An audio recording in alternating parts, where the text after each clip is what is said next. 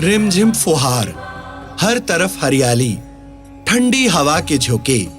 यही है सावन का महीना और यही है वह समय जब प्रकृति स्वयं महादेव के चरण पखारती है। इसलिए ये महीना भगवान शिव को अत्यंत प्रिय है। महादेव का स्वरूप जितना सरल है, उतना ही उन्हें प्रसन्न करना भी। आदि और अनंत से परे भगवान शिव अपने ललाट पर त्रिपुंड धारण करते हैं, जो त्रिदेव का प्रतीक माना जाता है। त्रिपुंड को भस्म या विभूति भी कहा जाता है। त्रिपुंड ही प्राण या जीवन शक्ति है। त्रिपुंड ब्रह्मा, विष्णु और शिव द्वारा निभाए जाने वाले 3 दायित्वों का भी प्रतीक है, जिसमें परमपिता ब्रह्मा संसार के रचनाकार हैं, भगवान श्री हरि विष्णु संसार के पालनहार हैं और सदाशिव भोलेनाथ संहारकर्ता की भूमिका निभाते हैं। इस प्रकार ये त्रिपुंड चक्र पूर्ण होता है। आइए त्रिपुंड के महत्व को समझते हैं। आपने भगवान भोलेनाथ के मस्तक और शिवलिंग पर 3 आड़ी रेखाएं देखी होंगी, जो सफेद चंदन या भस्म से बनाई जाती हैं। ये आड़ी रेखाएं ही त्रिपुंड कहलाती हैं और महादेव के श्रृंगार का विशेष हिस्सा भी हैं। महादेव का त्रिपुंड सतोगुण, रजोगुण और तमोगुण तीनों ही गुणों को नियंत्रित करने को दर्शाता है।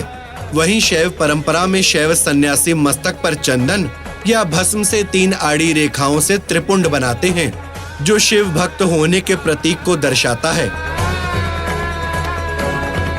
शिव महापुराण के अनुसार हथेली पर चंदन या भस्म को रखकर 3 उंगलियों की मदद से माथे पर त्रिपुंड को लगाया जाता है। इन तीनों रेखाओं में 27 देवी देवताओं का वास होता है, यानी प्रत्येक रेखा में 9 देवताओं का वास होता है। इसमें पहली रेखा में 9 देवियां, दूसरी रेखा में नवग्रह और तीसरी रेखा में 9 देवताओं का वास होता है।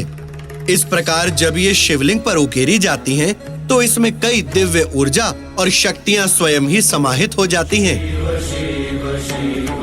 यही कारण है कि जब कोई व्यक्ति त्रिपुंड को अपने मस्तक पर नित्य लगाता है, तो उसे मानसिक शांति का अनुभव होता है और व्यवहार में सौम्यता वास करने लगती है। उसे जाने अनजाने किए गए सभी पापों से मुक्ति मिलती है और जीवन में सकारात्मक ऊर्जा का संचार होता है। शिवलिंग पर जितना जरूरी बेलपत्र, शमी पत्र, धतूरा और दूध का अर्पण होता है, उसी तरह शिवलिंग पर बनाया गया त्रिपुंड भी संपूर्ण शिव आराधना और जीवन में सुख सौभाग्य का सूचक माना गया है। मनुष्यत्व से देवत्व की ओर, जीवत्व से शिवत्व की ओर, यही तो आध्यात्म का परम लक्ष्य है। शिव का स्वरूप इसको बहुत सरलता से समझाता है। शिव के माथे पर जो त्रिपुंड है, बहुत रहस्यमयी है। शिव यूं ही कुछ नहीं लगाते। त्रिपुंड की जो प्रथम रेखा है, वो इच्छा शक्ति है। जो दूसरी रेखा है, वो ज्ञान शक्ति है और जो तीसरी रेखा है, वो क्रिया शक्ति है। उसके केंद्र में शिव का तृतीय नेत्र है, यानी बिंदु, यानी आत्मा, जो पूर्ण जागरूकता को दर्शाती है। इच्छा, ज्ञान और क्रिया, यदि इन तीनों को अपनी आत्मा की संपूर्ण ऊर्जा देकर आप जिस भी लक्ष्य में लगा देंगे, उसमें आप सफलता प्राप्त करेंगे, चाहे वो भौतिक लक्ष्य हो और चाहे आध्यात्मिक। यही इस त्रिपुंड का मूल संदेश है। जय जगदम्ब भवानी। भगवान शिव से जुड़ी हर बात महत्वपूर्ण, रोचक और दिव्यता लिए हुए है।